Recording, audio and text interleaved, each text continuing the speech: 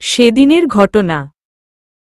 বিভোর রুহিকে অনন্যার কাছেই রেখে গিয়েছিল, সব দায়িত্ব দিয়ে। প্রাইভেট ভার্সিটিতে পড়াশোনা করত, মধ্যবিত্ত পরিবারের মেয়ে। সবাইকে খুব সহজেই আপন করে নিতে পারার গুণটা ওর মাঝে প্রবল ছিল। ওর এই গুণটা ছোট থেকেই ছিল। বিভোর আর অনন্যা একই স্কুলে পড়ত, বড় হওয়ার পরে যোগাযোগ কমে গেলে ও বন্ধুত্ব ছিল। বিভোর ওদের বিয়ের কথাটা জানিয়ে গেলেও পরবর্তীতে রুহির কাছ থেকে বিয়ের বিস্তারিত ঘটনা জানতে পারে অনন্যা। রুহির যাবতীয় খরচ, লেখাপড়া সহ বিভিন্নভাবে সাহায্য করত ওকে। নিজদের ফ্ল্যাটে একাই রুহিকে নিয়ে থাকত, বোনের চেয়েও বেশি ভালোবাসত রুহিকে। এভাবেই কেটে যাচ্ছিল দিনগুলো। ১.৫ বছর পরে একদিন শপিং শেষে ফেরার পথে হাইওয়ে পার হওয়ার সময় রুহি সামনের দিকে না তাকিয়েই রাস্তা পার হতে যায়। বিপরীত দিক থেকে বাস আসছিল।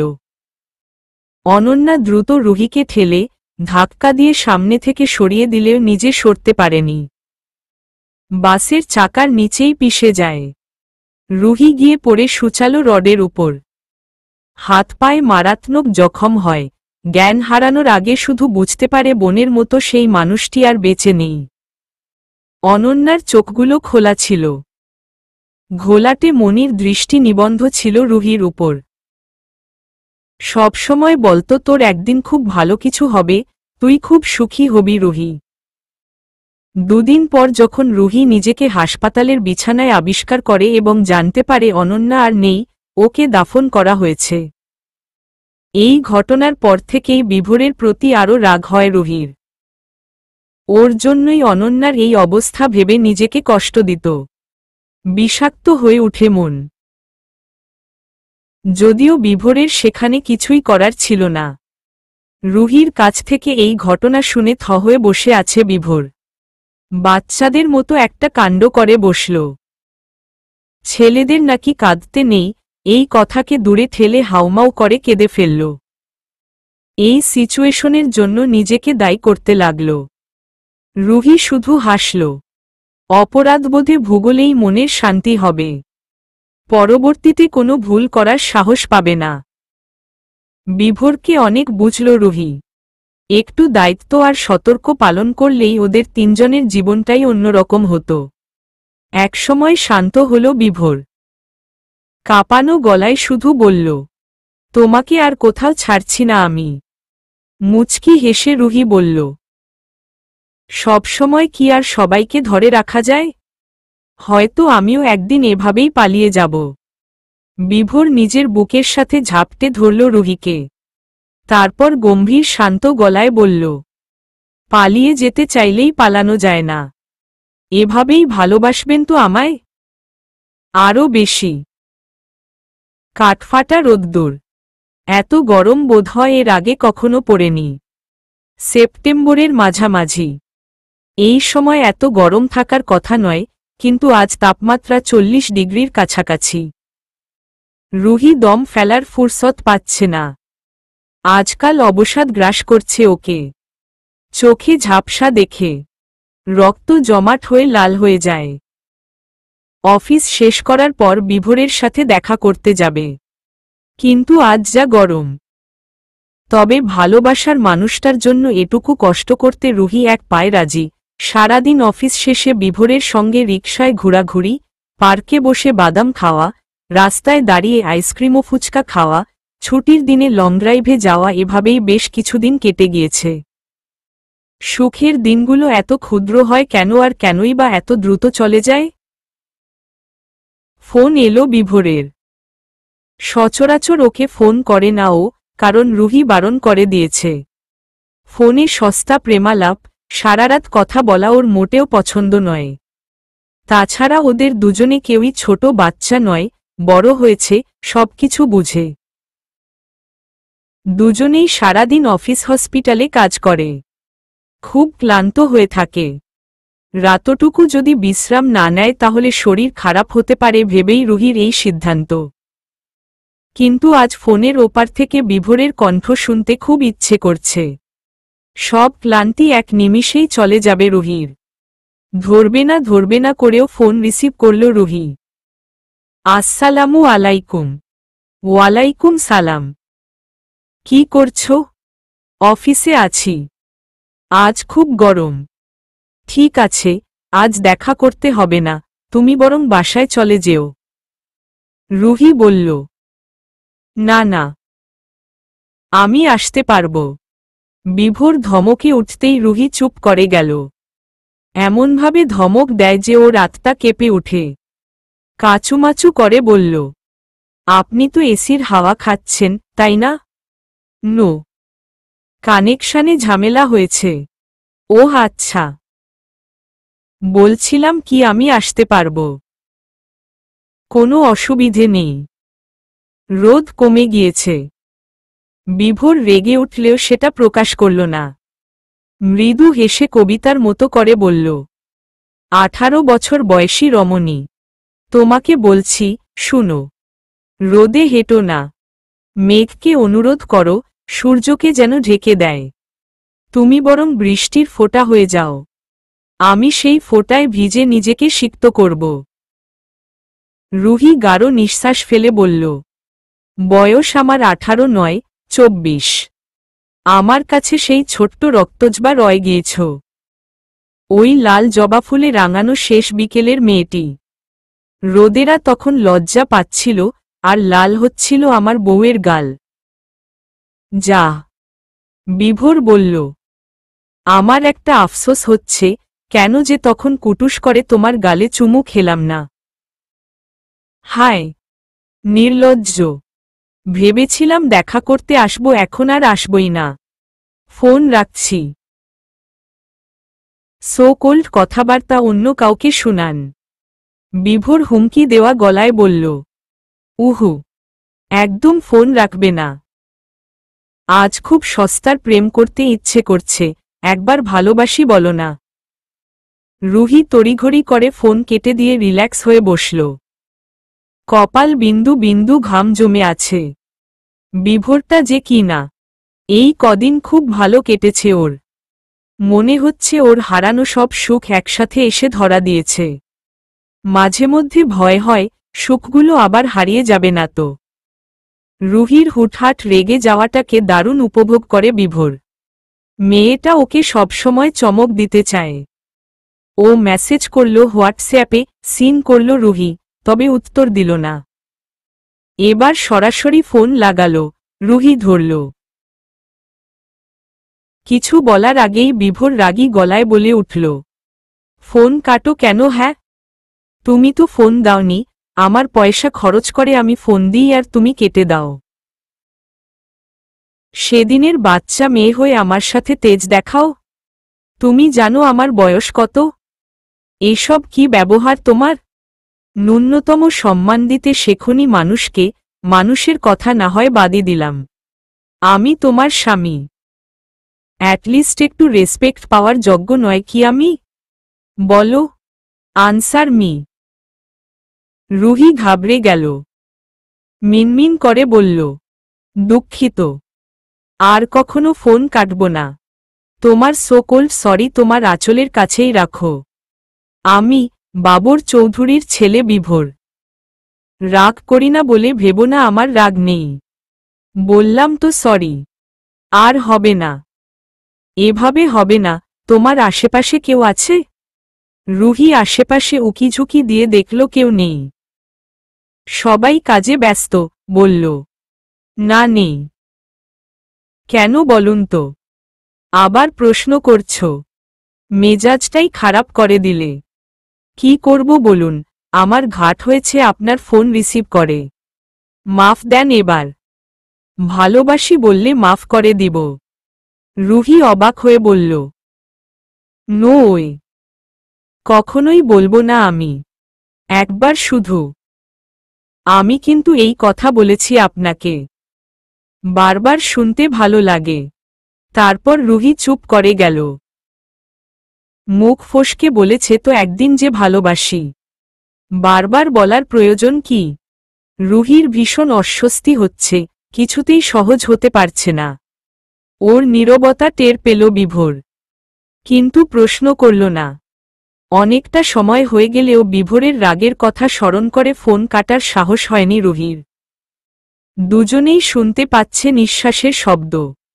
মৃদু বাতাসে গাছপালা দুলছে। ঝিঝি পোকারা কর্কশ গলায় ডাকছে। ভীষণ একঘেয়ে এবং বিরক্তিকর একটা মুহূর্ত। বিভোর মিষ্টি হেসে ফোনের মাঝেই অদ্ভুত কোমল স্বরে রবি ঠাকুরের গানের কথাগুলো বলল। ওই কথা বলো সখী, বলো আর বার। ভালোবাসো মোরে তাহা বলো বারবার। কতবার শুনিয়াছি, তবুও আবার যাচি। ভালোবাসো মোরে তাহা বলো গো আবার। এবার নীরবতা ভেঙে রুহি বলে উঠল, বলবো না এবং বলবো না। বিভোরের সত্যি এবার রাগ হয়েছে। রুহি ওকে বুঝতেই চায় না। একবার ভালোবাসি বললে কি এমন ক্ষতি হয়ে যাবে? বিভোর তো প্রতিটি নিঃশ্বাস ফেলার সময়ও ভাবে তার একটা রক্তজবা আছে, ও না থাকলে সেই রক্তজবাটাও হারিয়ে যাবে। তাহলে কেন এই সব? ফোন কাটল বিভোর। রাগের বশে মাথা ঠিক নেই। রুহি ওকে বড্ড জ্বালাচ্ছে। বিভোর হুট করে সিদ্ধান্ত নিয়ে বসল, ঠিক করল মা বাবাকে ওদের দুজনের কাহিনী এবার বলে দেবে। অনেক তো হলো, আর কত? হাঁপিয়ে উঠছে বিভোর। নিজের ভুলের জন্য কত মাশুল দিতে হলো অনন্যাকে। ভেতরে ভেতরে অপরাধবোধ ওকে কুড়ে কুড়ে খাচ্ছে। রুহিকে ছাড়া আরেকটি দিন কাটানো যেন মৃত্যুর সমান কষ্টের। ভালোবাসায় এত কষ্ট, দুঃখ থাকে জানলে কখনোই এই ফাঁদে পা দিত না। আগে তো এই রকম হয়নি, এবার মনে হচ্ছে সত্যিই কিছু হারিয়ে যাবে। কিন্তু এটা কিছুতেই হতে দেবে না বিভোর। একটু আগেই বৃষ্টি হয়ে গিয়েছে। এখন আকাশ পরিষ্কার। কেমন ভিজে মাটির গন্ধ আসছে। কোথা থেকে দুটো ভিজে টুনটুনি এসে বসেছে বারান্দায়। একজন আরেকজনের গায়ে ঠুকাঠুকি করছে। বাগানবিলাস গাছটা নেতিয়ে আছে। রুহি এক কাপ চা নিয়ে বারান্দায় এসে বসল। নাদিরার শরীরটা খুব একটা ভালো নেই। প্রেশার ফল করেছে। রুহি জোর করে একটু ভাত খাইয়ে ঘুম পাড়িয়ে দিয়ে এসেছে। এই মহিলাটিকে সে মায়ের মতো ভালোবাসে। কোনোভাবেই চায় না মায়ের মতো সেও হারিয়ে যাক। এই বাসায় 4 বছর ধরে আছে রুহি। অথচ নাদিরা বা ইভা কেউই ওকে বুঝতে দেয়নি সে পর। এতটা ভালোবাসে ওরা রুহিকে। ইভাকে ফোন করেছে রুহি। কিছুক্ষণের মধ্যেই আসছে। মায়ের শরীর ভালো নেই শুনে চিন্তায় পড়ে গিয়েছে বেচারি। রাতুল আসলে ডাক্তারের কাছে নিয়ে যাবে। চায়ের কাপে চুমু দিতে দিতে রুহির মনে পড়ে বিষণ্ণ আর ভয়ানক অতীতের কথা। আজকাল জানে না রুহি ওর সাথে কি হচ্ছে, আগের মতোই হয়ে যাচ্ছে বোধহয়। সবকিছুতে হারানোর ভয়, উল্টোপাল্টা চিন্তাভাবনা। মনে হয় ওর সাজানোর এই পৃথিবীটা কোনো একদিন আবারও ভেঙে চুরমার হয়ে যাবে। 4 বছর আগে অনন্যা আর ইভা একই ভার্সিটিতে পড়ত। কিভাবে যেন ওরা হয়ে যায় প্রাণের বান্ধবী। সেই সুবাদেই মাঝে মাঝে অনন্যার ফ্ল্যাটে যেত ইভা। সেখানেই রুহির সাথে ইভার পরিচয়। 3 জন মিলে ঘুরত, এটা সেটা করত। এক্সিডেন্টের দিন ওরা 3 জন মিলেই শপিংয়ে গিয়েছিল। ফেরার পথে রুহি ইভার সাথে কথা বলতে বলতে রাস্তা পার হচ্ছিল। সামনে থেকে আসা বাসটা ওর চোখে পড়েনি। পেছনে অনন্যা ছিল। ইভা বাস দেখে রুহিকে টান দিতে যাবার আগেই অনন্যা পেছনে থেকে ওদের দুজনকে ধাক্কা দিয়ে সরিয়ে দেয়।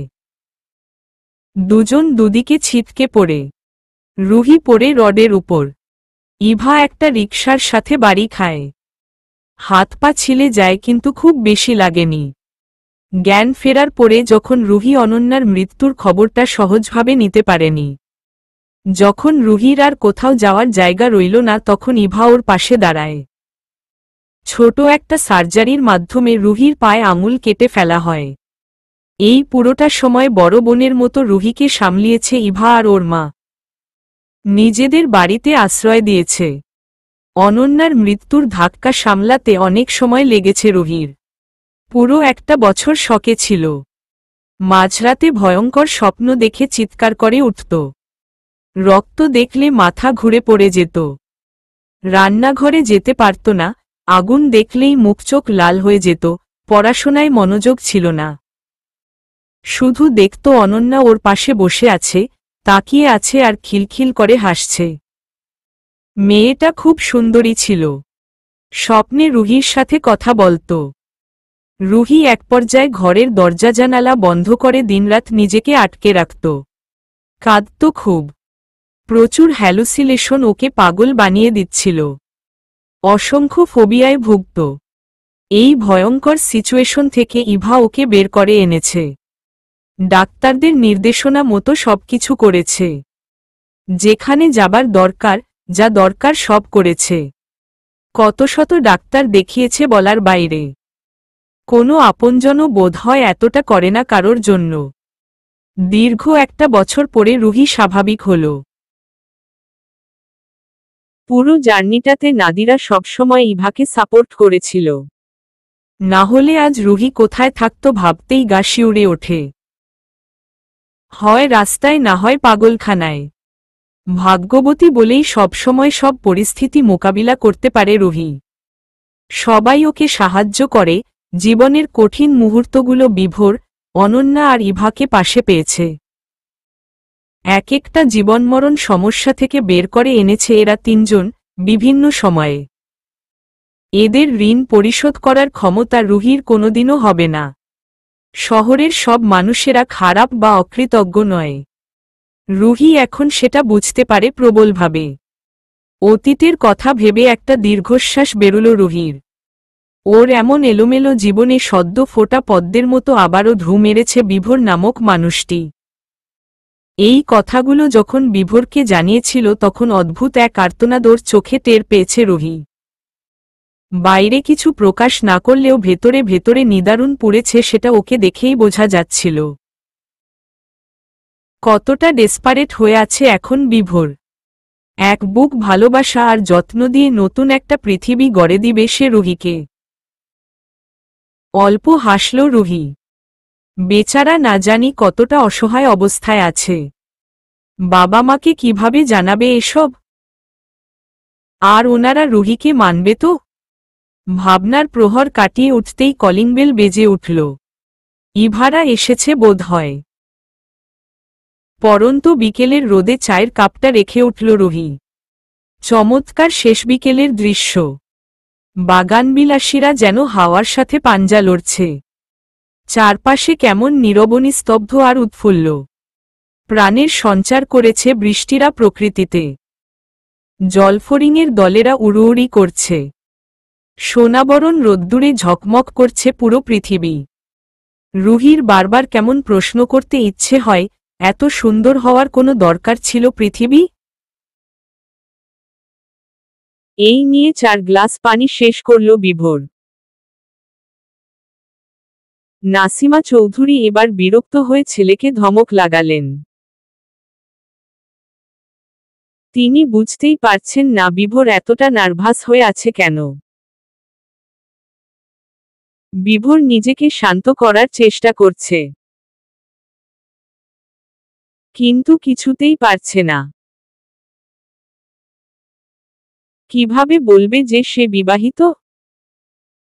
বাবা তো নির্ঘাত ওকে কথা শোনাবে। মনে হচ্ছে এই কথাটা বাবাকে বলার চেয়ে ডাক্তারির পড়া করা ভীষণ সহজ।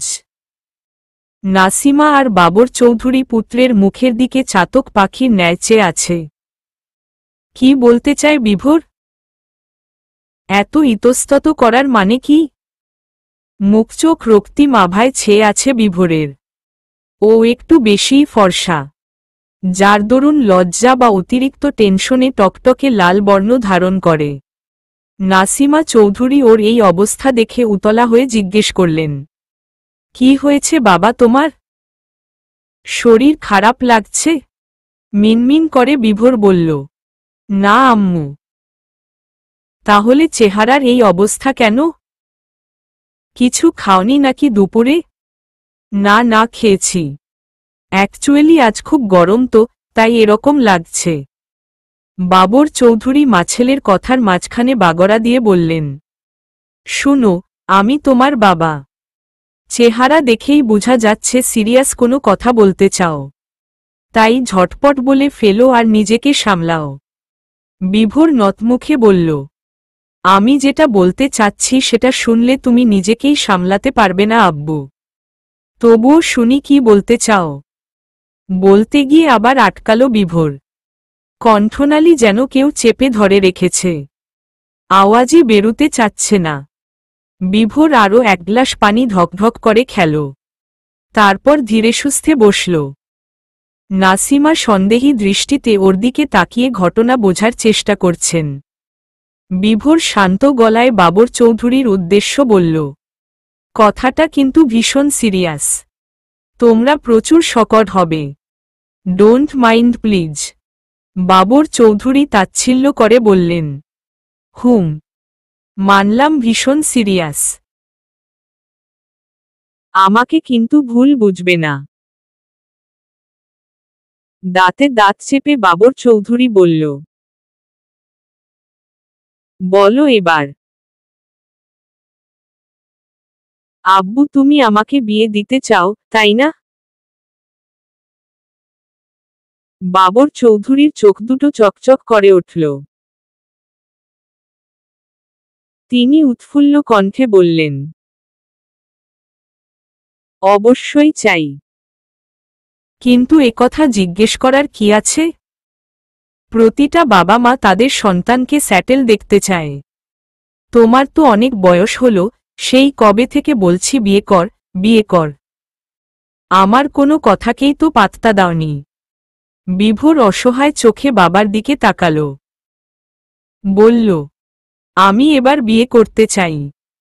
নাসিমা অবাক হয়ে বললেন, ভালো তো।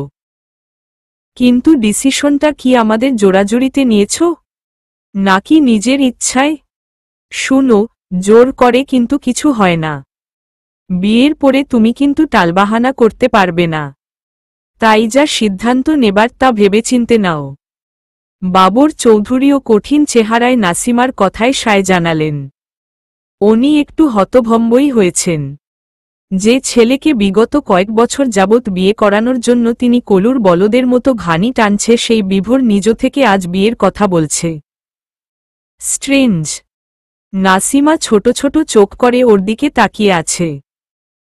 একঘেয়ে, বিরক্তকর এবং একই সাথে ভয়ঙ্কর কয়েকটা মুহূর্ত পার হবার পরে নিস্তব্ধতা ভেঙে বিভোর মৃদু কাপা গলায় বলল, আমার বিয়ে করে ফেলেছি আব্বু। নাসিমা এবং বাবর চৌধুরী দুজনেই চমকে উঠল। প্রায় একসাথেই চেঁচিয়ে উঠে বলল, কি বলছো তুমি বিভোর? বিভোর কথাটা বলে একটা প্রশান্তির হাসি টানল ঠোঁটের কোণে। আসল কথাটা বলেছে। এবার সেকেন্ড টপিক অর্থাৎ রক্তজবার কথাটা বলতে পারলেই ওর বুক থেকে একটা পাথর নেমে যাবে। বলল, হুম আব্বু, পিওর সত্য কথা বলছি আমি। বিভোরের কাছ থেকে এই কথা শুনতে হবে তা কখনো ভাবেনি বাবর চৌধুরী। তার একটাই ছেলে।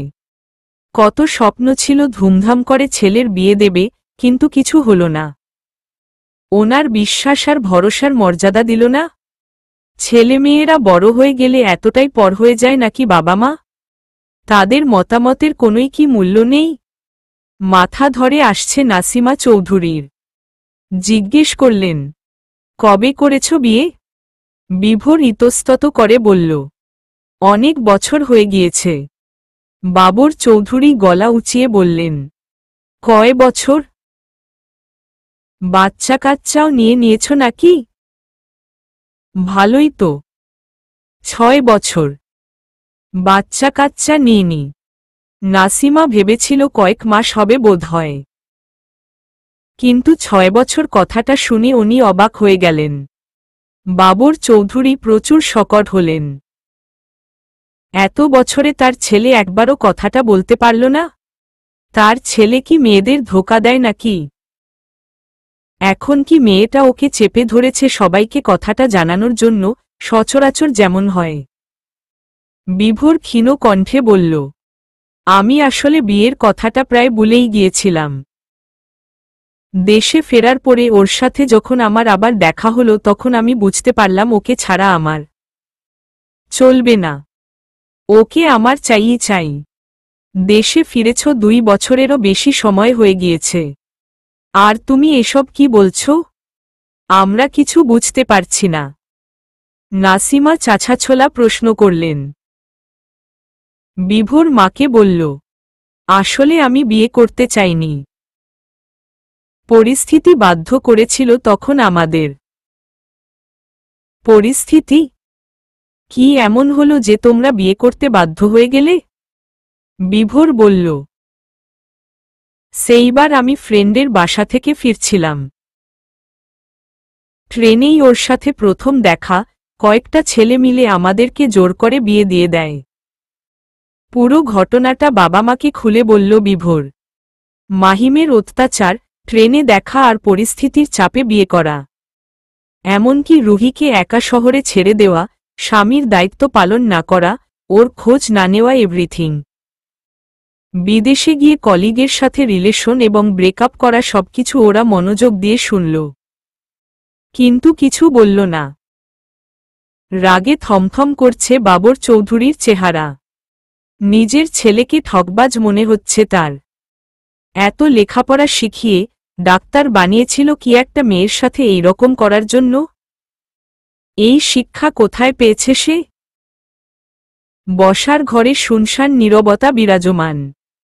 গুমোট পরিস্থিতি সবসময়ই অস্বস্তিজনক ও বিরক্তিকর। মা বাবার মুখের রং পাল্টাচ্ছে। দীপ্তিমান চেহারায় ভর করছে বর্ষার কালো মেঘেরা। প্রশান্তির বাতাসের ছিটেফোঁটাও দেখা যাচ্ছে না। বিভোর থমকালো। বাবমা কি তবে ওর বিয়ের কথাটা হজম করতে পারছেন না? ওরা কি বিভোরকে বুঝবে না? কয়েক সেকেন্ড নীরবতায় কাটল। ওর বুকের বাপাশে চিনচিন ব্যথা অনুভূত হচ্ছে। কোনোমতে বলল, কিছু বলছো না কেন তোমরা? বাবর চৌধুরী বললেন, কি বলবো? বলার মতো মুখ রেখেছ আমাদের? তোমরা আমার পুরো কথাটা শুনো। গর্জন করে উঠলেন বাবর চৌধুরী। থামো। তোমার মতো কুলাঙ্গার ছেলের মুখ থেকে আর একটা কথাও শুনতে চাই না। বিভোর আহত হল। ওরা মানতে পারছে না এটা। তবুও বলার চেষ্টা করল, আব্বু তুমি আমার কথা। Stop it. আমাকে একদম আব্বু বলে ডাকবে না। আমাকে ভুল বুঝছো তোমরা। আমার সিচুয়েশনটা একটু বুঝো প্লিজ। আর কিছুই আমরা বুঝতে চাচ্ছি না। তুমি এবার চাইছো যে সামাজিকভাবে তোমাদের বিয়েটা আবার দিতে, তাই তো? Okay fine. এটা আমি করব। আফটার অল তুমি আমাদের একমাত্র পুত্র। কিন্তু তোমার বিহেভিয়ার অনুযায়ী তুমি একটা কাপুরুষ। এরকম সন্তান বাবা মায়ের জন্য লজ্জার। আমার ভীষণ লজ্জা করছে। মাথা নিচু করে দিয়েছ তুমি আমার। এতটাও ইররেসপন্সিবল কি করে হলে তুমি? আমি এখন সেই মেয়ের কাছে কোনো মুখ নিয়ে দাঁড়াবো? Answer me. বিভোর ঝটপট করে বলে ফেলল, মেয়েটাকে জানো তোমরা? রুহানি। নাসিমা অবাক হয়ে বললেন, কোনো রুহানি? অপরাধীর মতো মুখ বিভোরের। অসহায় গলায় বলল, নাদিরা আন্টির বাসায় যে থাকে, রুহি। আমার স্ত্রী, অর্ধাঙ্গিনী সে। তার সাথে আমি প্রচুর অন্যায় করে ফেলেছি, তার শাস্তিও পাচ্ছি। আমাকে প্লিজ নিজের ভুল শুধরানোর সুযোগ দাও তোমরা। রুহির কথা শুনে ওনারা আকাশ থেকে পড়লেন। তার মানে ওনাদের ছেলের জন্যই মেয়েটার আজ এই অবস্থা? কিভাবে পারল এটা করতে বিভোর? মেয়েটার কোথাও যাওয়ার জায়গা নেই, অন্যের বাড়িতে আশ্রিতার মতো থাকে, যদিও নাদিরা নিজের মেয়ের মতোই রাখে। ওরা আশ্রয় না দিলে মেয়েটা সত্যিই পাগলখানায় থাকত আজ, নয়তো রাস্তায়। রুহির খুঁটিনাটি সবকিছুই জানে ওরা, বিয়ের কথাটা তো কাউকে বলেনি। কতটা ভালো হলে একটা মেয়ে নিজের স্বামীর পরিচয় লুকিয়ে রাখতে পারে, একবার নিজের অধিকারটুকুও চাইতে আসল না। অথচ আজকাল ডাক্তার, ইঞ্জিনিয়ার ছেলের পিছনে মেয়েরা লাইন লেগে থাকে। রাগ হচ্ছে বাবর চৌধুরীর। সেই মুহূর্তে বাবর চৌধুরী একটা আশ্চর্যজনক কাজ করে বসলেন। উঠে দাঁড়িয়ে ঠাস করে থাপ্পড় মারলেন ছেলেকে। বললেন, তুমি এটারই যজ্ঞ, নাও গো টু হেল। চৌধুরী বাড়ির লনটা বেশ বর্ষর। সেখানে বিভিন্ন ফুলের গাছ আছে। দেশি বিদেশি নানারকম ফুল সারা বছরই বাগানটাকে মাতিয়ে রাখে। রোদে পোড়া শান্ত বিকেলে স্নিগ্ধতার পরশ ছড়িয়ে দেয় বাহারি ফুলেরা। ম করে উঠে আদুরে সুবাসে। সবচেয়ে বেশি আছে রেইন লিলি। ঘাসের ফাঁকে ফাঁকে তাদের কলিগুলো দেখা যায়। পায়ের নিচে চাপা পড়ে যায় বলে সেদিকটায় মালি ছাড়া আর কেউ যায় না। বাগানের প্রায় অর্ধেক অংশ জুড়েই রেইন লিলিদের বিস্তার।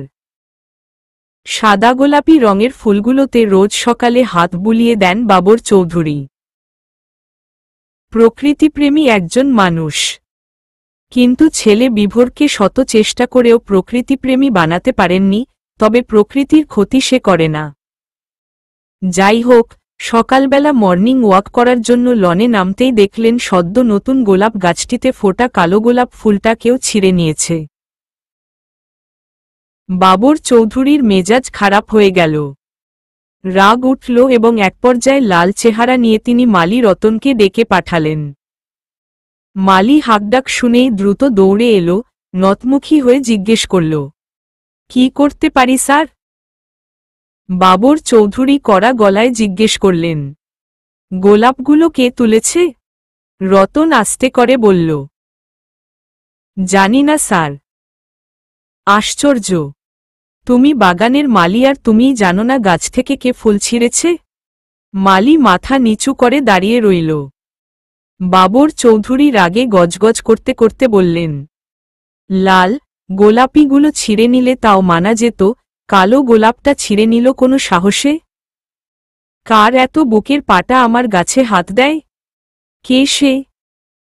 মালি রতনের মুখটা শুকিয়ে এতটুকু হয়ে গিয়েছে। বাবর চৌধুরী খুব ভালো একটা মানুষ। সবার সাথে বন্ধুর মতো আচরণ করেন, হাসি খুশি থাকতে পছন্দ করেন। কিন্তু তার বাগানের গাছ থেকে কারোর ফুল ছিঁড়ার পারমিশন নেই। এমন হলে কুরুক্ষেত্র বাঁধিয়ে ছাড়েন তিনি। ওনার মতে হাতে নয়, ফুলেদের মানায় ফুলগাছেই। সবটাই রতন জানে। তবে আজ এই দুঃসাহস কে দেখালো? রতন মনে মনে মজা পাচ্ছে, আবার ভয়ও হচ্ছে। চাকরিটা না আবার চলে যায়। যদিও এই সম্ভাবনা ক্ষীণ, কারণ শহরে আজকাল মালি পাওয়া দুষ্কর হয়ে গিয়েছে। রতনকে তো অনেক খুঁজে তারপর পেয়েছেন বাবর চৌধুরী। রতন বলল, স্যার, একটাই তো ছিঁড়ছে, হয়তো বাতাসে নিচে পইরা গেছে। তেতে উঠলেন বাবর চৌধুরী। বাতাসে যদি ফুলটা পড়েই যেত তাহলে নিচে থাকত। কোথায়? আছে ফুলের কোনো চিহ্ন? না স্যার। তাহলে বোকার মতো কথা বলো কেন? তুমি জানো আমি কত বিচক্ষণ ব্যক্তি। সেনাবাহিনীর বড় অফিসার ছিলাম আমি, আর তুমি আমাকে লজিক ছাড়া কথা শোনাও? Damn it! ছাইরা দেন স্যার। আর লজিক ছাড়া কথা কমু না। পলিটিক্স শিখেছ ভালোই। এর লগে পলিটিক্সের কি সম্পর্ক স্যার? তোমার মাথা। যাও কাজ করো। ভালো করে ডালগুলো ছেটে দিও। সার দিয়েছ? একটু পরে দিমু। রোদটা পশ্চিমমুখী হইয়া নেক। আচ্ছা, আর শুনো, কদিন পর বাসায় বিয়েটিয়ে লাগবে। তুমি বাগানটা ভালো করে পরিষ্কার করে শুকনো পাতা ফেলে দিও। কয়েকটা গাঁদা আর বেলিফুলের চারা এনে গেইটের কাছে লাগিয়ে দিও। কৃষ্ণচূড়া নেই বাসায়, একটা গাছ এনে পেছনের দিকে লাগিও। বুঝেছ? রতন মনোযোগ দিয়ে সব শুনে খাতায় নোট করে রাখল। ভেবেচিন্তে বলল, দাদাভাইয়ের বিয়ে নাকি স্যার? হুম। বিয়া করতে রাজি হইছে নাকি? হুম। রতন কিছুক্ষণ চুপ থেকে কিছু একটা মনে হতেই উৎফুল্ল কণ্ঠে বলল, ওনার তো তাহলে লাল টকটকে জবা ফুল পছন্দ। আমাদের বাগানে সাদা আর গোলাপি জবা আছে, লাল নাই। একটা রক্তজবার চারা নিয়ে আসুন স্যার। বাবর চৌধুরী বললেন। বিভোর তোমাকে বলেছে ওর রক্তজবা পছন্দ? তেমনভাবে বলে নাই। সকালে বাগানে এসে জিজ্ঞেস করল লাল টকটকে জবা আছে কিনা। আমি বললাম নাই। বাবর চৌধুরী গম্ভীর কণ্ঠে বললেন, তাহলে নিয়ে এসো। ছেলে তো নিজের পছন্দ অপছন্দের কথা আমাদের বলেই না। এত গোপনীয়তা কিভাবে শিখল বুঝতে পারছি না। তুমি জানো বিভোর আরও 6 বছর আগেই বিয়ে করে ফেলেছে। আমাদেরকে একবারের জন্য বলেওনি। ভাবতে পারছো আমার গুণধর ডাক্তার ছেলে কতটা ডেঞ্জারাস। বলেই বাবর চৌধুরী হেঁটে চলে গেলেন। রতন এই কথাটা শোনার জন্য মোটেও প্রস্তুত ছিল না। হতভম্ব হয়ে দাঁড়িয়ে রইল। বিভোর বিয়ে করতে এতদিন রাজি হয়নি দেখে সেও মনে মনে বিয়ে না করার প্রতিজ্ঞা করেছিল। কারণ মেয়ে মানেই ঝামেলা আর বউ মানে আরও বেশি ঝামেলা। ওরা কবললে কলকাতা বুঝবেই। কিন্তু বিভোর আরও আগেই বিয়ে করে রেখেছে শুনে রতনের বুকটা দুমড়ে মুচড়ে গেল। এবার ওকেও বিয়ে করতে হবে আর বউয়ের কথায় উঠবস করতে হবে। কারণ বিভোরকে অনুসরণ করতে সে ভালোবাসে। ও যা করে রতনও তাই করে। বিভোর এখন জিম করা শুরু করেছে, রতনও করছে। মনটা খারাপ হয়ে গেল ওর। কাঁচি আর বালতিটা হাতে তুলে নিয়ে ধীর পায়ে কাজে লেগে পড়ল। তখন মধ্য দুপুর 3টে বাজে। শহরটাকে রোদ তার তেজ দিয়ে ঝলসে দিচ্ছে যেন। কাঠফাটা রোদ্দুরে ঘেমে নিয়ে একাকার রুহি। এই গরমে বের হওয়াটা বোধহয় ভুলই হয়েছে ওর। এর মাঝে ছাতা আনতেও ভুলে গিয়েছে। এর কোনো মানে হয়? নিজের কপাল নিজেরই চাপড়াতে ইচ্ছে করছে। রিকশায় বসে নিজের উপর বিরক্ত হচ্ছে রুহি। জ্যাম যে কখন ছুটবে খোদা জানেন। মাঝে মাঝে ওর মনে হয় রিকশা, বাস, ট্রেন তৈরি না করে বিজ্ঞানীদের উচিত ছিল ডানা তৈরি করা। তাহলে মানুষ নিজের মতো উড়ে উড়ে যেখানে ইচ্ছে সেখানেই যেতে পারত। অবশ্য তখনও দেখা যেত আকাশপথেও জ্যাম লেগে গেছে। যত নতুন নতুন প্রযুক্তি সৃষ্টি হচ্ছে তত জটিলতাও তৈরি হচ্ছে। বাতাসে শান্তিতে নিঃশ্বাস নেওয়াও যায় না। ধুলোবালির এই শহরটার চারদিকে কেমন বিষণ্ণ ভাব, মন খারাপ করা ধোঁয়াটে আবহাওয়া। বিভোরের জরুরি তলবে রুহি অফিস থেকে ছুটি নিয়ে বেরিয়েছে। ভরদুপুরে বেরুতে ওর ইচ্ছে করছিল না। কিন্তু বিভোর মুড খারাপ করে বসে আছে।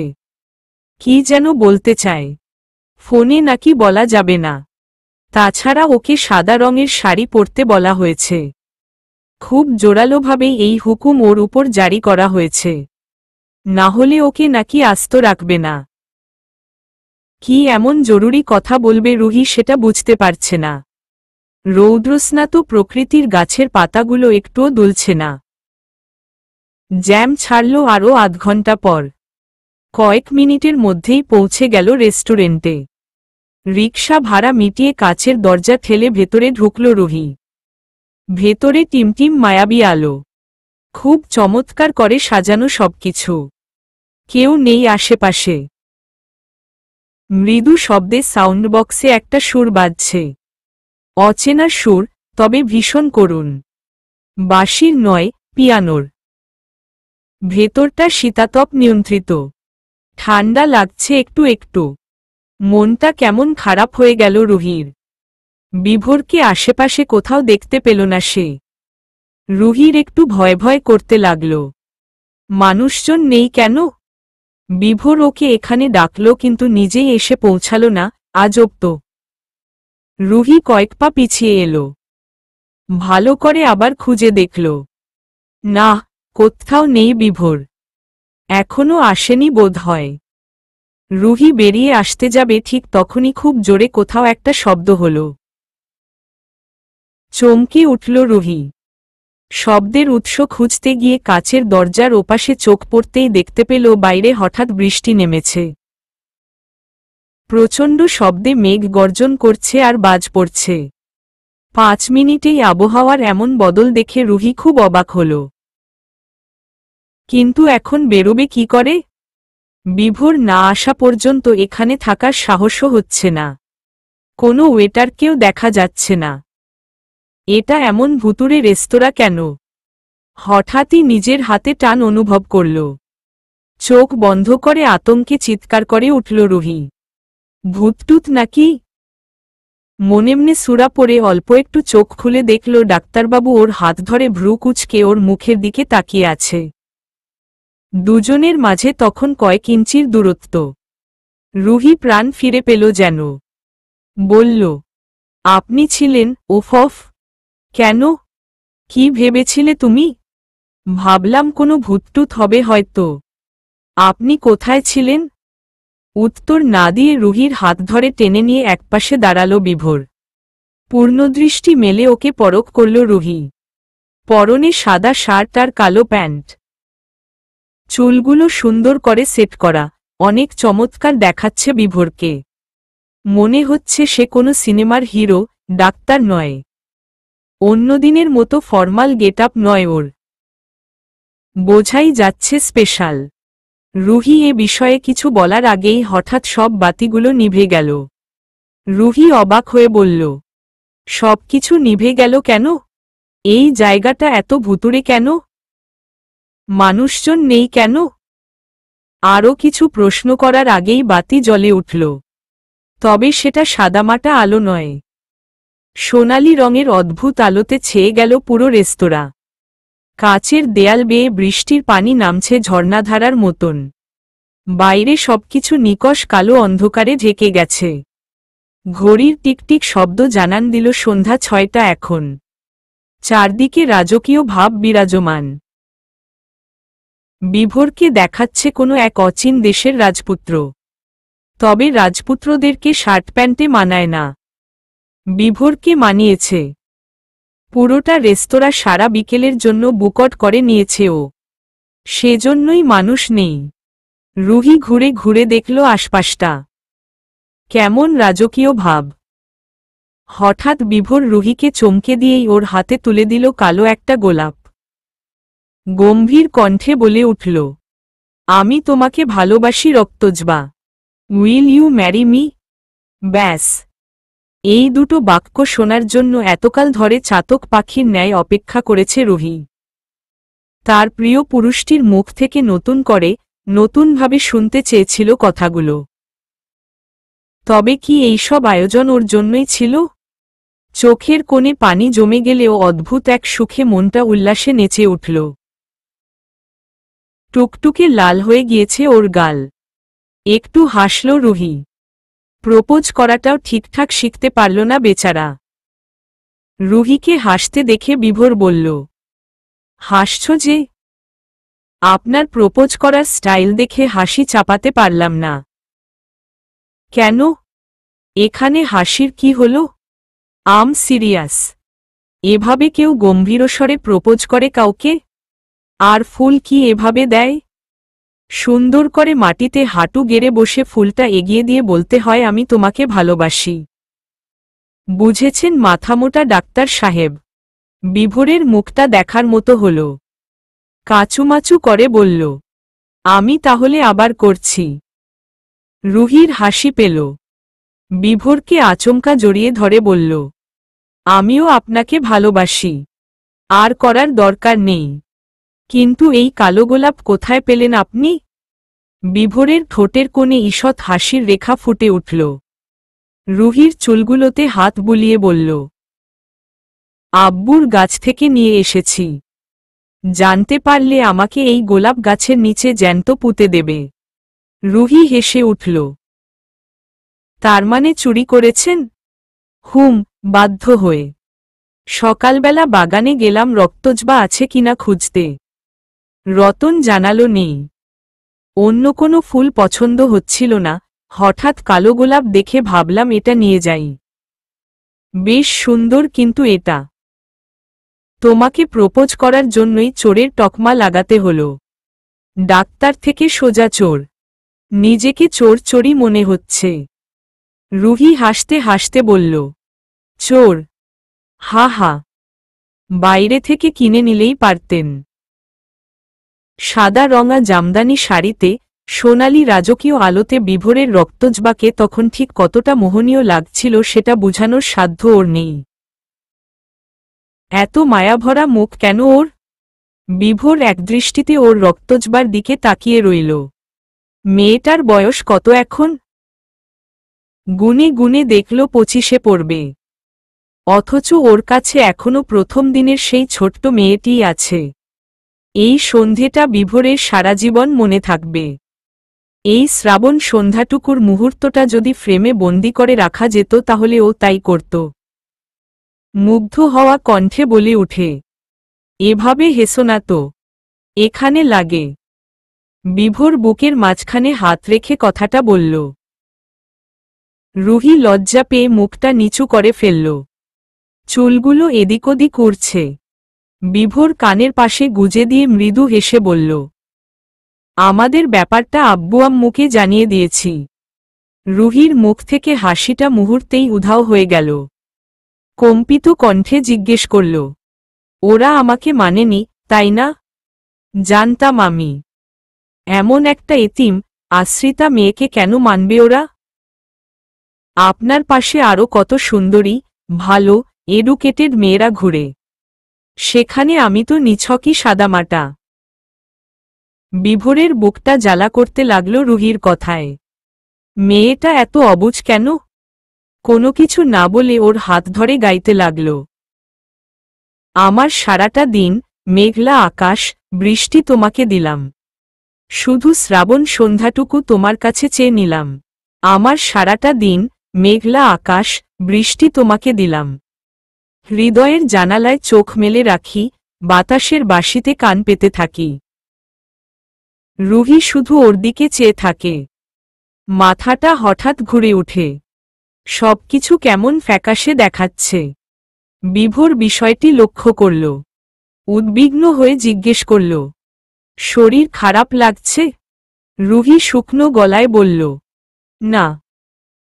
বিভোর একটা নিঃশ্বাস ছেড়ে বলল, আব্বু আম্মু আমাদের বিয়েটা মেনে নিয়েছেন।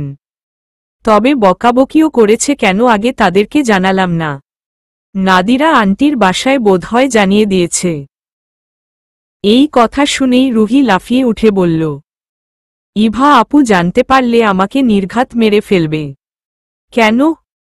ওকে জানাওনি বলে? হ্যাঁ। এত বছর আগে থেকেই যে আমি বিবাহিতা এবং আমার স্বামী যে স্বয়ং তার ভাই এটা জানার পরেও কি আপনি ভাবছেন আপু আমাকে আস্ত রাখবে? আর নাদিরা আন্টি? ও মাই গড, আমি ওদেরকে ফেস করতে পারবো না। আমি সেই শক্তি পাব না। বিভোর মুখটা বাঁকা করে হাসল। চোখে কেমন অন্যরকম দৃষ্টি। রুহির হাতটা নিজের মুঠোতে নিয়ে বলল, ভালোবাসলে সেই ভালোবাসাকে সবার সামনে প্রকাশ করতে এত সংকোচ কেন তোমার? এই পরিস্থিতি সবাইকে ফেস করতে হয়, আমাকেও করতে হয়েছে। ভয় পেলে চলবে কেমন করে বলো তো? একটু তো ভরসা করো আমায়, কিচ্ছু হবে না। সবাই খুশিই হবে। রুহি শুধু চুপ করে সব শুনল। ওর অস্বস্তি ভাবটা যাচ্ছে না। বিভোর ওয়েটার ডাকল। কয়েক প্রকার খাবারের আইটেম অর্ডার করে রুহির দিকে পানির গ্লাস এগিয়ে দিল। পুরোটাই ও ঢকঢক করে খেয়ে নিল। কপালের রগ দপদপ করছে, বুকে হাতুড়ি পেটাচ্ছে যেন কেউ। বাসায় ফিরে কোনো মুখে ওদের সামনে দাঁড়াবে বুঝতে পারছে না। ইভাও বাসায় আছে আজ 5 দিন। নাদিরার শরীরটা এখন একটু ভালো। প্রেশার নিয়ন্ত্রণে আছে। কিন্তু এই খবর শোনার পরে যদি শকট হন তাহলে? রুহিকে ভুল বুঝবে না তো? ভীষণ হতাশ হল সে। বিভোর ওকে খুঁটিয়ে খুঁটিয়ে দেখে যাচ্ছে। বোঝার চেষ্টা করছে ওর মনের অভিব্যক্তি। সন্ধ্যের হিম বাতাস গায়ে কাঁপন ধরিয়ে দিচ্ছে। রুহি নড়েচড়ে বসল। গায়ে আঁচলটা ভালো করে জড়িয়ে নিল। চোখমুখ শুকনো। নিজেকে যেন নিজেই চিনতে পারছে না। কোনোমতে খাবারগুলো খেল রুহি। কিন্তু ভালো করে কিছুই খেতে পারল না। চিকেনের টুকরোতে কামড় বসাতেই বমি এসে গেল। মাথা ব্যথা করছে উল্টাপাল্টা চিন্তা করার কারণে। কিন্তু ওর এই অবস্থা বিভোরকে বুঝতে দিল না। অবশ্য বিভোর ওকে লক্ষ্য করছে। অল্প হেসে জানালো ও ঠিক আছে। সব বিল মিটিয়ে ওকে নিয়ে বেরিয়ে পড়ল বিভোর। গাড়ি নিয়ে এসেছে। বিভোর রুহির সঙ্গে নানান কথা বলছে আর রুহি হাসছে। গাড়িতে একটা ইংরেজি গান বাজছে। রাস্তাঘাট চকচক করছে কেমন। বৃষ্টি হওয়ায় হাওয়া সতেজ। রুহি গাড়ির জানালা দিয়ে বাইরে দৃষ্টি দিল। কি সুন্দর রাতের এই শহর। আগে কেন লক্ষ্য করেনি ও? ভালোবাসার মানুষটি পাশে থাকলে বোধহয় পৃথিবীর সবকিছুই সুন্দর দেখায়। আহা, ভালোবাসার মানুষ। রুহি একটু নার্ভাস বলে বিভোরও এলো সঙ্গে। নাদিরার বাসায় ঢোকার মুহূর্তে রুহি বিভোরের শার্ট পেছনে থেকে টেনে ধরে বলল, আমার ভীষণ ভয় করছে। দেখুন আমি বোধহয় হার্ট অ্যাটাক করে ফেলব। বিভোর হেসে বলল, আমি তো হার্টের ডাক্তার। তোমাকে সুস্থ করে দিব একদম। আসো আমার হাত ধরো। আমি আছি না। এত ভয় কিসের তোমার? আন্টি কিছু বলবে না, দেখবে খুব খুশি হবে। রুহির হাতটা চেপে ধরে কলিং বেল বাজালো বিভোর। নাদিরা দরজা খুলে ওদের দুজনকে একসাথে দেখল। তবে কোনো প্রতিক্রিয়া দেখালো না। উৎসাহী কণ্ঠে ইভাকে ডেকে বলে উঠল, এই, ওরা এসে পড়েছে। তুই কোথায়? ভেতরে ঢুকে ওরা দুজনই চমকাল। বিভোরের বাবা মা, নাদিরা, ইভারাতুল সবাই বসার ঘরে। সায়েহে একগাদা শপিং ব্যাগ। সবাই ওদেরকে দেখে হাসল। পাশে বসিয়ে সব শপিং দেখাতে লাগল। ওগুলো নাকি রুহি আর বিভোরের বিয়ের শপিং। নাদিরা ইভাকে ওদের জন্য লেমনেড বানিয়ে আনতে বলল। এসব দেখে রুহি হতবাক। বিভোর আর চোখে ওকে দেখে হাসছে, তার মানে ও এসব প্ল্যান জানত। আর রুহির ভয় দেখে মজা নিচ্ছিল। কিন্তু নাদিরা আর ইভা এত স্বাভাবিক আচরণ করছে কেন? ওরা কি তবে খুশি হয়েছে? রুহি ওদেরকে এক পলক দেখে স্বস্তির হাসি হাসল। সবাই ওকে এত ভালোবাসে কেন আর ওরা এত ভালো কেন? অন্য কেউ হলে ওকে নিশ্চয়ই খারাপ আর সুবিধাবাদী মেয়ে ভাবত। ফ্রেশ হয়ে আসার জন্য সবার কাছ থেকে উঠে লেমনেডের খালি গ্লাসটা টেবিলের উপর রেখে উপরে যাওয়ার সিঁড়িতে ওঠার জন্য পা বাড়াল। পেছনে ফিরে বিভোরের দিকে একবার তাকাল, দেখল সবার চোখকে ফাঁকি দিয়ে বিভোর ওকে ইশারায় করছে। আবার চোখও টিপ মারছে। রুহি হেসে ফেলল আর সামনে না তাকিয়েই যেই না পা বাড়িয়ে উপরের সিঁড়িতে পা ফেলতে যাবে তখনই সারিতে পা প্যাঁচিয়ে মাথা ঘুরে নিচে পড়ে গেল। রেলিংয়ের উপর দিকটাতে লেগে মাথায় প্রচণ্ড বাড়ি খেল, ফলে মাথার পেছনে দিকটা ফেটে রক্ত বেরিয়ে এল। শব্দ শুনে সবাই ঘাড় ঘুরিয়ে এই দৃশ্য দেখে রুহির এই অবস্থা দেখে হতভম্ব। সবার প্রথমে দৌড়ে এলো বিভোর। রুহির জ্ঞান ইতিমধ্যে হারিয়ে ফেলেছে। রক্ত দেখে ওর বুক কেঁপে উঠল বিভোরের। দ্রুত কোলে তুলে কাউচে নিয়ে শোয়াল। ইভা রুহির চোখে মুখে পানির ছিটা দিল, কিন্তু ওর জ্ঞান এলো না। বিভোর একজন ডাক্তার হয়েও বুঝতে পারছে না এখন তার কি করা উচিত। কিংকর্তব্যবিমূঢ় হয়ে আছে। ওর রক্তজবাকে এই লাল রক্ততে মানাচ্ছে না। নাদিরা চিৎকার দিয়ে কেঁদেই দিল। সবাই তাড়াতাড়ি হসপিটালে নিয়ে যাওয়াটাই বেটার মনে করল। বিভোর তখনও ওর হাত ধরে বসে আছে। এই অবস্থা কোনোমতেই মানতে পারছে না। কিছুক্ষণ আগেও রক্তজবার মুখে সে হাসি দেখতে পাচ্ছিল। কয়েক মুহূর্তেই পরিস্থিতি কেমন পাল্টে গেল। রুহিকে গাড়িতে তোলা হল। বিভোর ওর পাশে বসা। হাতটা শক্ত করে ধরে রেখেছে আর একদৃষ্টিতে তাকিয়ে আছে ওর রক্তজবার মোমের মতো সুন্দর মুখটায়। রুহির হাতের মুঠোতে এখনও ওর দেওয়া সেই কালো গোলাপ ফুলটি। শুভ্র শাড়ির সঙ্গে কি চমৎকার দেখাচ্ছে এই দৃশ্যটি। বিভোর মনে মনে দোয়া পড়তে লাগল।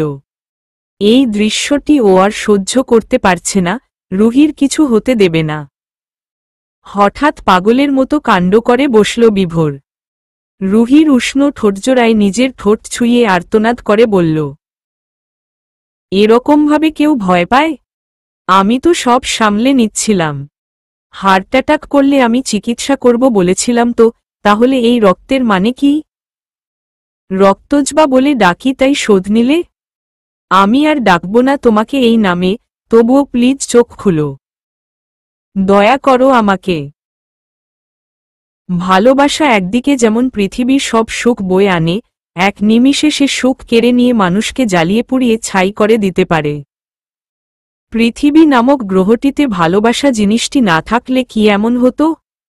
মানুষ বোধহয় পশুর চেয়েও অধম হয়ে যেত। তবুও সে ভেতরে জ্বলে পুড়ে ছাই হয়ে যেত না। আত্মার বন্ধন জড়িয়ে আছে ভালোবাসায়।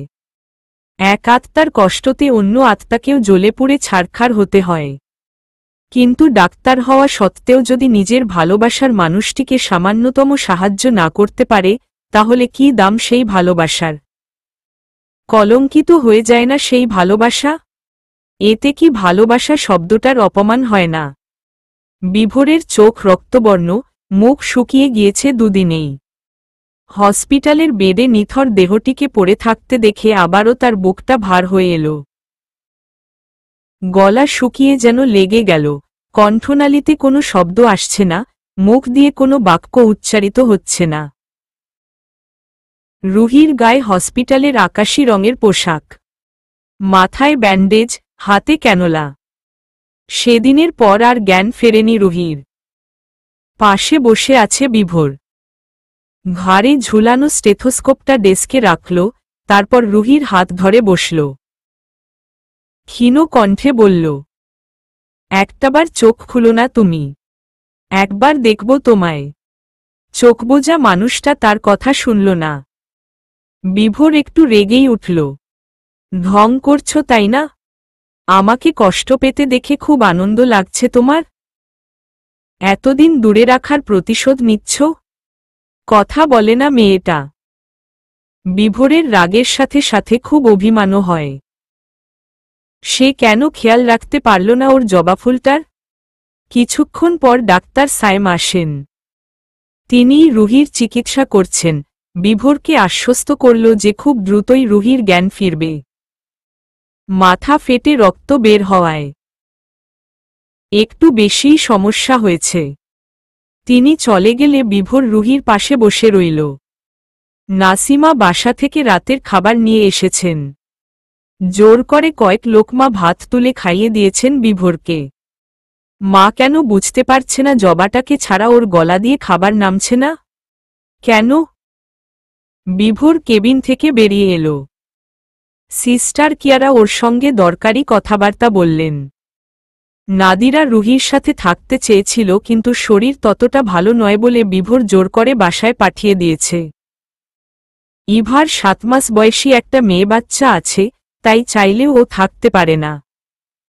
তবে সর্বক্ষণ ফোন দিয়ে ওর খোঁজখবর নেয়। রুহির সাথে নাসিমা চৌধুরী আর বিভোর থাকেন। ছেলের বউয়ের উপর সবচেয়ে বেশি অধিকার যেন তারই।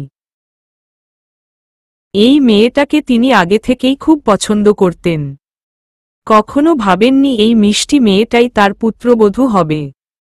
কিন্তু পুত্রবধূ হলেও তিনি সেই নজরে রুহিকে দেখেন না। নিজের মেয়ের মতোই আগলে রাখছেন। রুহির এই অবস্থায় তিনি খুবই ব্যথিত। যেদিন হসপিটালে নিয়ে আসে সেদিন বাবর চৌধুরী বিভোরকে আচ্ছামতো ঝাড়েন। কেন সে খেয়াল রাখেনি ওর জন্য আজ ওর এই অবস্থা ইত্যাদি ইত্যাদি। রাগে দুঃখে বিভোর সেদিন কেঁদেই ফেলে। নিজের হাসপাতালে থাকার দরুন সবাই দাঁড়িয়ে ওর কান্না দেখছিল আর অবাক হচ্ছিল। সবাই ওকে সান্ত্বনামূলক বাণী শোনাচ্ছিল। বিভোরের এতটাই রাগ হয় যে করিডোরের ফুলের টবটা এক আছাড়ে ভেঙে ফেলে। সবাই হতভম্ব হয়ে যায়। ভেতরে তখন রুহির চিকিৎসা চলছে, রক্ত দেওয়া হচ্ছে। ওর সাথে বিভীরের ব্লাড গ্রুপ ম্যাচ করে না বলে রক্তটুকুও দিতে পারেনি। ক্ষোভে ওর বুক ফেটে যায়। কিসের প্রেমিক, কিসের স্বামী সে? যেখানে মৃতপ্রায় স্ত্রীকে সে সামান্য রক্তও দিতে পারছে না তখন সে কিসের স্বামী? নাদিরা, ইভা সবাই ওকে দেখে ঘাবড়ে যায়। কিছুতেই সামলানো যাচ্ছিল না। ছেলের মেন্টাল কন্ডিশনের কথা চিন্তা করে বাবর চৌধুরীর মনটা নরম হয়। তিনি ছেলেকে শান্ত করার উদ্দেশ্যে গালে হালকা থাপ্পড় দিয়ে চোখ রাঙিয়ে গমগমে স্বরে বলেন, তুই আমার গাছ থেকে ফুল খেয়েছিস? আজকাল গরু থেকে ছাগলে আপডেট হলি?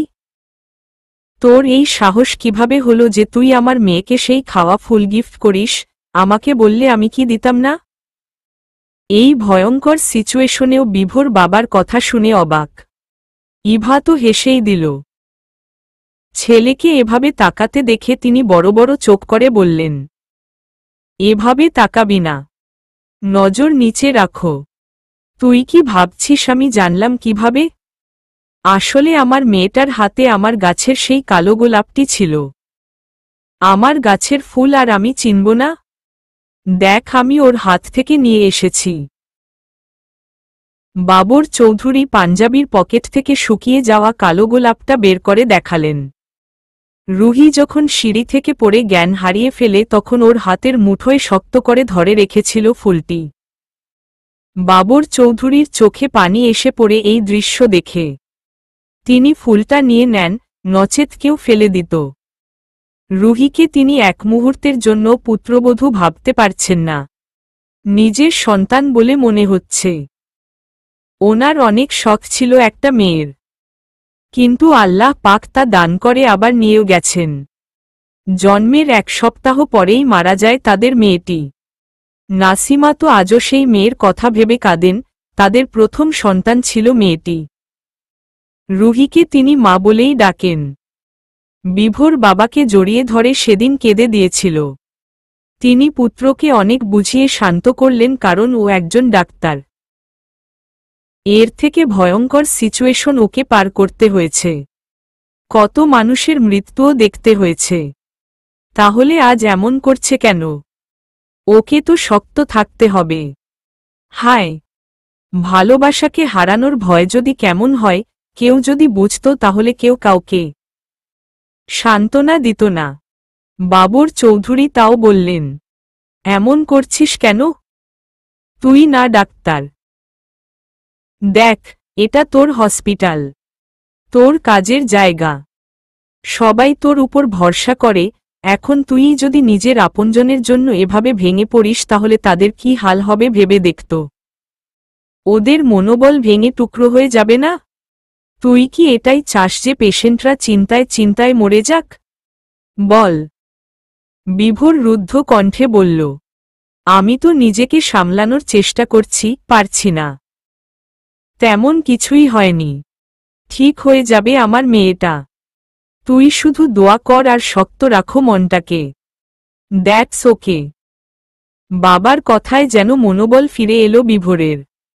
সত্যিই কিছু হবে না তার জবা ফুলটার। সে দেখে রাখবে। এভাবেই নিজেকে সামলিয়েছিল বিভোর। বাবা মা যদি সবকিছুতে সন্তানের পাশে থাকে তাহলে যে কোনো কঠিন মুহূর্ত পার করা অতটাও যন্ত্রণাদায়ক নয়। চারদিকে কেমন শীত শীত আমেজ। কুয়াশাজড়ানো ভোর। দূর দিগন্তের কোনো কিছুই প্রায় চোখে পড়ে না। আবাসিক এলাকায় অতিথি পাখিদের আগমন ঘটেছে। কিচিরমিচির শব্দ অনেক দূর অবধি পৌঁছায়। দূরের লেকটার পানি শান্ত, স্থির। পানির উপরে ফুটে আছে পদ্মফুলের কয়েকটি কলি। তারও উপর মেঘের মতন ভাসছে কুয়াশারা। পদ্মপাতার উপর জমেছে শিশির কণা। অতিথি পাখিদের সেই কলরব আর অসাধারণ শীতের আগমনে মুগ্ধ চোখে চেয়ে আছে বিভোর। আশ্চর্য! 4টা দিন আগেই না কাঠপোড়া রোদ তার তেজ দিয়ে পৃথিবী ঝলসে দিচ্ছিল। এই পৃথিবী আর প্রকৃতির নিয়ম বড়ই অদ্ভুত। বিভোরের চোখ রক্তলাল। 4 দিনের মধ্যে সে কয়েক মিনিটের জন্য চোখের পাতা এক করতে পারেনি। কাল রাতেও জেগেছিল। রুহিকে 1 ব্যাগ রক্ত নিতে হয়েছে। তবে জ্ঞান এখনো ফিরেনি। দীর্ঘ একটা রাত ছিল, শেষ হতেই চাইছিল না। জ্যোৎস্না মোড়ানো সেই রাতটাতে ওর জবাফুলটাকেই চাঁদ মনে হচ্ছিল। বিভোরের বুকের কান্নার আশেই জ্যোৎস্নার আলোর রং ধারণ করেছিল। একা থাকায় কত কষ্ট তা বুঝতে পারে বিভোর। এই গল্পগুলো বলবে সে জবাফুলটাকে। মুগ্ধ শ্রোতা হয়ে নিশ্চয়ই শুনবে রুহি। বিভোরের মনে পড়ে সেই গান। আমি তোমাকেই বলে দেব। কিয়ে একা দীর্ঘ রাত। আমি হেঁটে গেছি বিরান পথে। আমি তোমাকেই বলে দেব।